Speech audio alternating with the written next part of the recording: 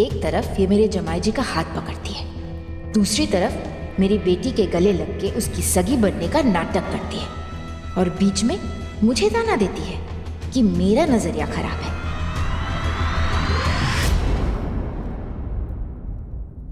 आप मेरी चिंता मत करिए, मैं ठीक हूँ। आप अपना ध्यान रखिए। आपकी चिंता कैसे नहीं कर। अब तो ये मेरी जिम्मेदारी कि मेरी छोटी बहन के जीवन से हर मुश्किल दूर हो जाए। आइए, आराम कीजिए। अरे माँ, सुन दो।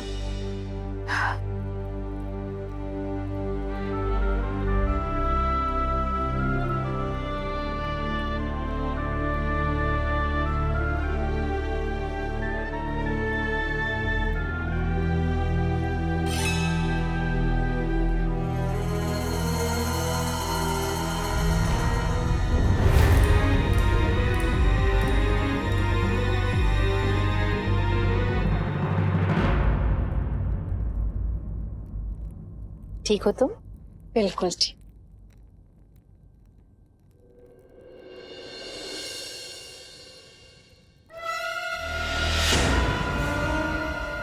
क्या लिखा है बोरम्बा नरेश ने चिट्ठी में? नहीं।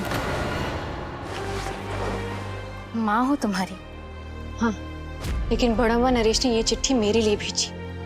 इसमें कुछ निजी बात है जो वो सिर्फ मुझसे साझा करना चाहते हैं। पर तुम तो हर बात मुझसे साझा करती थी। हाँ, मैं अपनी हर बात आपसे साझा करती हूँ, लेकिन किसी और की बात उनकी अनुमति के बिना। बात विश्वास की जो बड़म्बा नरेश ने मुझ पे किया है। और वैसे भी इस चिट्ठी में कोई ऐसी बात नहीं जिससे आपका कोई संबंध हो। वैसे तो मैं समझ नहीं पा रही, ये बड़म्बा नरेश के पास अपनी बेटी को भेजने के लिए और कोई जगह नहीं थी क्या? यही क्यों भेजा? कहीं ऐसा तो नहीं कि उसे कोई भी अपने पास रखना ही नहीं चाहता हो? जिस तरह की बेहुदा बातें करती है वो, ना किसी का सम्मान करती है, ना ही मर्यादा की चिंता है, ना ही। आप गलत कह रही है। आप राजकुमारी कल्याणी के चरित्र पर सवाल उठा रही है। आप जानती हैं कितना है उनको। पर तुम कितना जानती हो उसे? आपसे तो ज्यादा जानती हूँ, क्योंकि मैंने उनकी अच्छाई देखी है। यही तो तुम्हारी अच्छाई है बेटी, कि तुम्हें सब में अच्छा ही नजर आता है। माँ हूं मैं तुम्हारी, जानती हूँ कि तुम्हारी यही अच्छाई तुम्हारी सबसे बड़ी कमजोरी रही है बचपन से।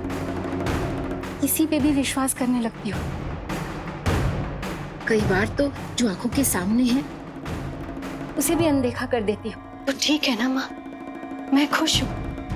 आज तक किसी ने भी मेरा विश्वास नहीं तोड़ा। इसीलिए तो और भी डरती हूँ कि किसी दिन ये विश्वास टूटा तो क्या करोगे तुम?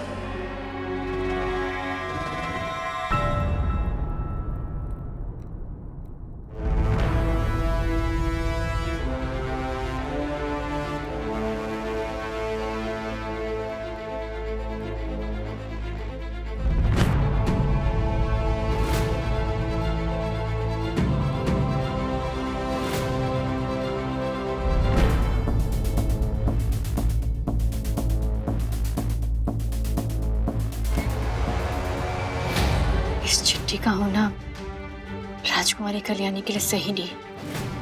अगर कहीं किसी ने पढ़ ली तो उनके विवाह की बात बाहर आ जाएगी।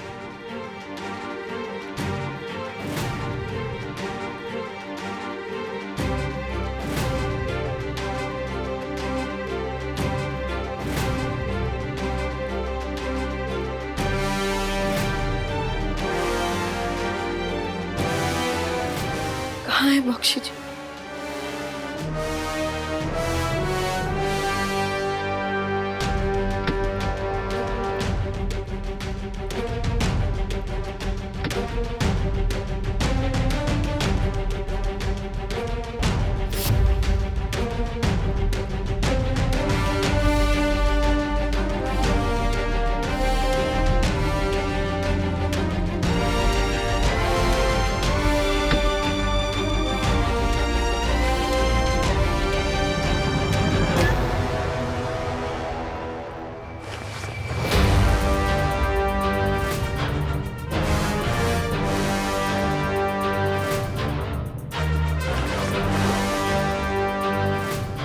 आपने मुझे अपनी बेटी मानकर अपनी बेटी की जिम्मेदारी दी है और आपकी इच्छा को मैंने मन में बिठा लिया है, तो इसके लिए किसी सबूत की जरूरत नहीं है ना?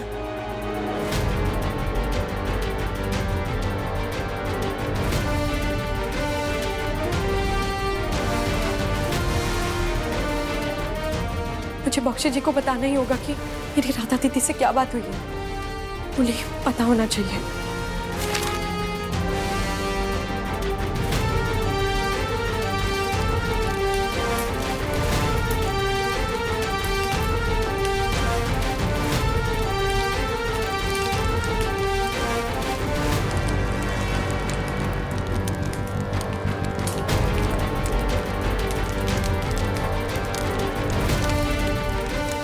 ये जरूरी है राजकुमारी कल्याणी का सच बचाने के लिए।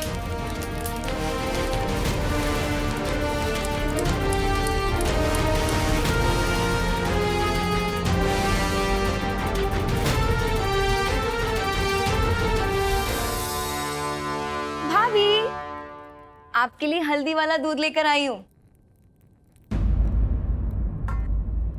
भाभी, मैं तो डर ही गई थी जब आप बेहोश हुई। मतलब मेरी तो जान ही निकल गई थी। आपने बुढ़म्मा नरेश की चिट्ठी पढ़ी ना?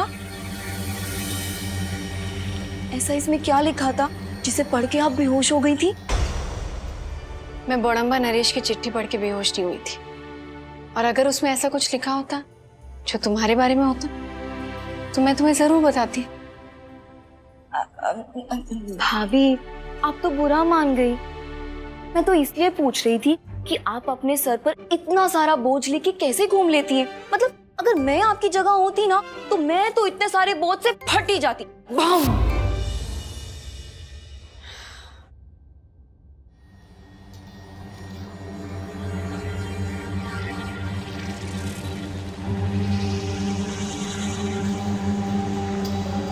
तिलोत्तमा, भाभी, हल्दी वाला दूध पी लीजिएगा, हाँ? याद से।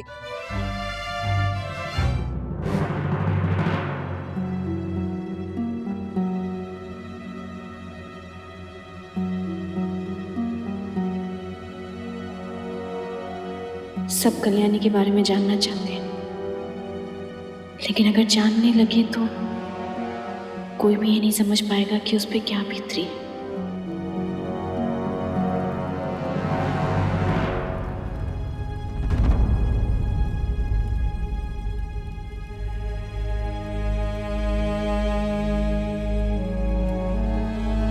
आप कहाँ हैं बख्शी जी? मुझे आपसे बात करनी है अभी के अभी।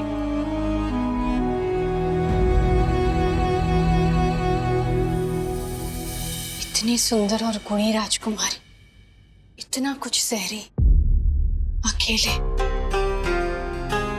ये कैसा विवाह है जहां उन्हें अपने ही घर में गृह प्रवेश तक नहीं मिला। वो यहाँ अतिथि बनकर रह रही, अपने विवाह का सच सबसे छुपा के। मुझे तो ये समझ में नहीं आ रहा है कि कल्याणी का जिनसे विवाह हुआ है वो कैसे इंसान है। क्या उन्हें अपनी जिम्मेदारियों का जरा भी एहसास नहीं? और उनकी ऐसी क्या मजबूरी थी कि उन्होंने विवाह तो कर लिया लेकिन स्वीकार नहीं कर पा रहे।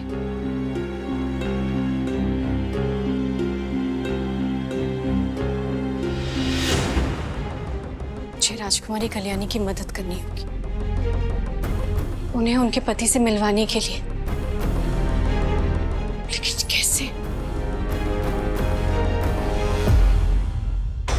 सिर्फ आप ही हैं जो समझ सकते हैं कि किसी अपने से झूठ बोलकर कैसा लगता है। सिर्फ आप ही हैं जिनके साथ बात करके मैं अपना मन हल्का कर सकती हूँ।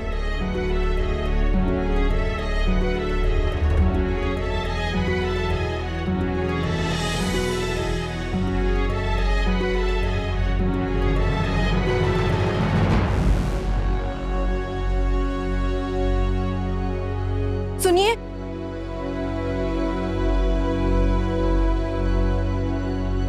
मुझे आपसे कुछ बात करनी है। क्या बात है? लेकिन यहाँ कैसे? सेनापति कालिंदी खून के लिए प्रस्थान करने के लिए तैयार है। मैंने कुछ उपहार आपके बाबा के लिए तैयार किए हैं। आपको अपनी ओर से उनके लिए अगर कुछ भेजना है, कोई पत्र भेजना हो तो बता दीजिए। चलिए। जी।